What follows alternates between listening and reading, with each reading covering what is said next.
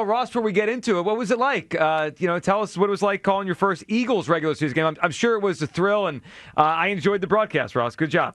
Oh, thank you very much. I appreciate that. The coolest part about it is what it meant to my friends and family.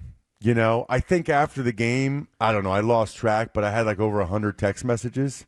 People, by the way, coming out of the woodwork, people that I hadn't heard from in years, which is cool though. It's a really cool thing that people get to kind of experience that or live vicariously through me in that regard.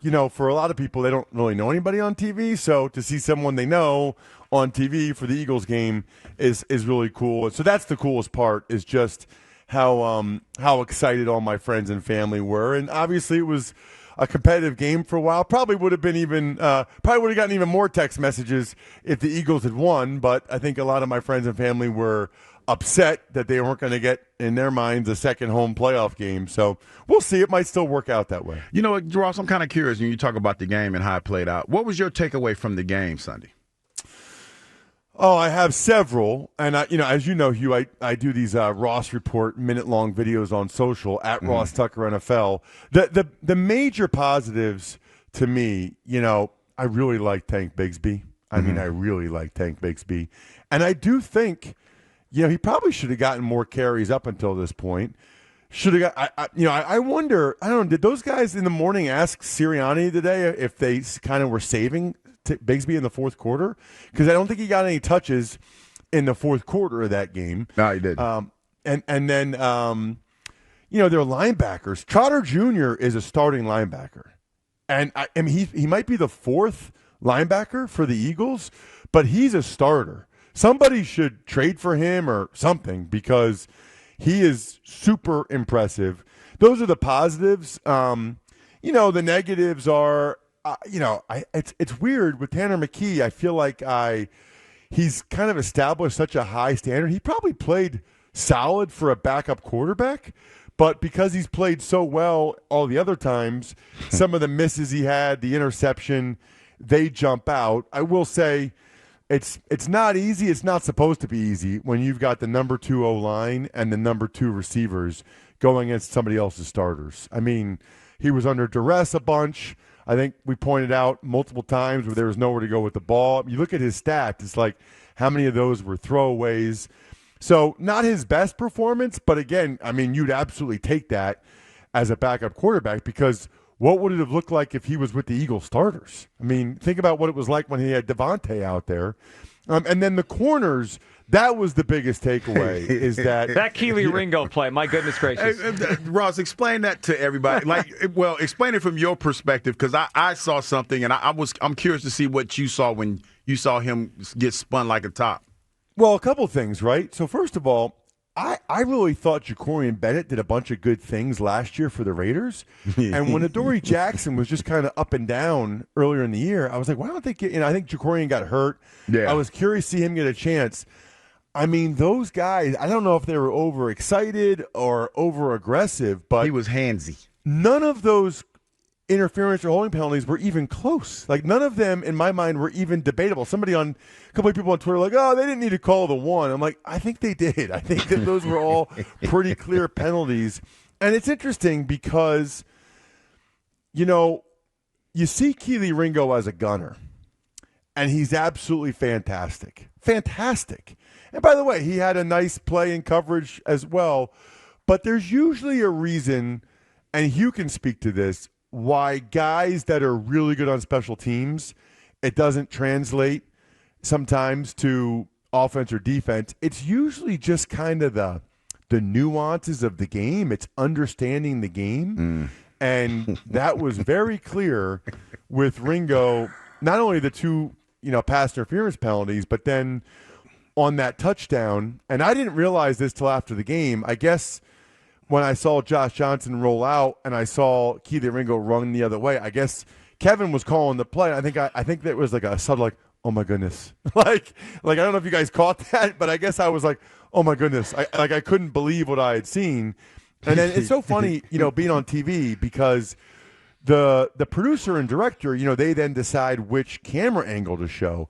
And for them to show the end zone one, where it's like he's staring at the quarterback and then he runs the other way. Like, I've seen a zillion memes. Like, people are texting me, me, all my problems, and it's Ringo like running the other way, or me, first day of real work in January 2026. It's kind of funny, but it's not. So it's unfortunate. It's a learning lesson for him, I'm sure. Maybe he had never been in that before. I think I would just say that stuff comes more naturally for some guys than it does for others. Some guys kind of have to go through it once to learn it. And, Keely Ringo might be one of those guys that kind of has to learn things the hard way, unfortunately. All right, Ross, the good thing is that was very kind of you, Ross. It really was. Good thing is the starters back out there this Sunday. Playoffs, Wildcard weekend. Ross, your first thoughts on this matchup against the 49ers? I find it to be an interesting one that if I could have picked based on how those things were going in the West, I would have picked this. I would rather play the Niners than either the Rams or the Seahawks. We know it's San Francisco. What's your first thought on the matchup? Well, there's no question, Joe, about what you just said. I'd much rather play the Niners than the Rams or the Seahawks. No question. I think I'd still probably rather play the Packers, but the Niners are just so beat up. It'll be interesting. I'm guessing Trent Williams, will find a way to play, but they even just lost their recent linebacker, Tatum Bethune, who'd been playing well for them. I mean, their defense is kind of in disarray, and their tackling the other night against – the reality is if you watched Seattle, San Francisco, that game should not have even been close. Seattle beat the crap out of them, which, by the way, bodes well for the Eagles having rest, because that was a super physical game, and the Niners sort of weren't up to the challenge. They were not up to the challenge physically of Seattle, who's kind of like the Legion of Boom 2.0, at least in terms of their physicality. So two thoughts, Joe. Number one, the Eagles have to be able to score points against this defense. They have to. And then conversely, the Niners' chance to win the game is probably, winning a shootout or outscoring them. Purdy needs to really get into a rhythm, and they need to be able to light up the Eagles. I don't see that happening. With Quinyon Mitchell and Cooper DeJean back there, with the Eagles D-line being rested, I don't know that. I mean, if you watch the other night, Purdy was getting hit almost every time.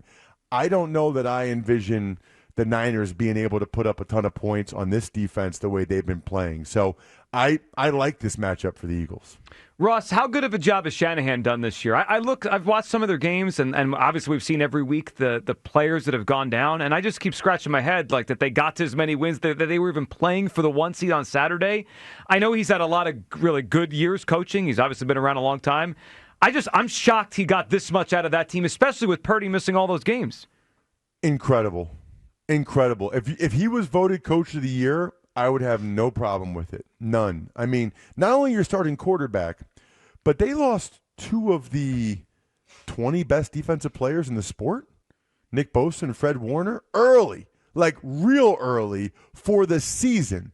That, I've come to the conclusion that you want to have good players at every position, but there's really probably 4 or 5 guys for each team that are true difference makers in the outcome of the game. And for the Niners, they lost a couple of them. They never had Ayuk all year. And so for them to be in this position, 12-5, 12-5, they had to play the Rams twice. They had to play the Seahawks twice. Now, I will say this, Joe, and I know you guys will appreciate this, Hugh. You guys know on Tuesday that I record the Even Money betting podcast. I have Steve Fezzik, who's really well known out in Vegas. And he said, you guys are going to love this, that there are people out there that do research on the schedule after the fact, right? After the fact. Mm-hmm. Like, what was the team schedule now that we know what it was? And by the way, who did they have? Like, what was the betting line for the game? Who was available at quarterback for the other team? If all you do in the wild card round is bet on teams that had hard schedules against teams that had easy schedules, over time you will do very well. So the Eagles according to him, had the hardest schedule of any of the playoff teams. And the Niners had a cupcake schedule, which seems a little dicey to me in this because of the playing the Rams and Seahawks twice, but that's what he said. So I thought that part of it was notable, what he said on the Even Money podcast about the schedule. Yeah, that is interesting. All right, Ross, I'm going to ask you a question that might seem silly, but it's how I feel. I'm curious if you see where I'm going or you go the opposite way. So Eagles-Niners on Sunday, let's pick the Eagles to win. So we have to figure out who they would play next, right? If the Bears win on Saturday night, they go to Chicago, 3-2. If the Packers win, the Packers would go to Seattle, and the Eagles would get the winner of the Rams and Carolina, most likely going to be the Rams. Ross, I would rather the Bears win and have the Rams go to Seattle, have Seattle and the Rams knock each other out, and I'll take my chances winning on the road in Chicago versus having the home game here next week against the Rams. Am I crazy? Where do you come down on that hypothetical? You know what's fascinating about that, Joe? I hadn't thought that far ahead in the sense that I have thought, the Packers, like in my mind, I was thinking the Packers and Bears, that's almost like a pick-em game. Packers could easily win that, and that'd be good for the Eagles because then they would get a second home game. I don't know. I mean, that's one where I will talk to like my guy from Even Money and other people. I would love to see what the betting lines would be.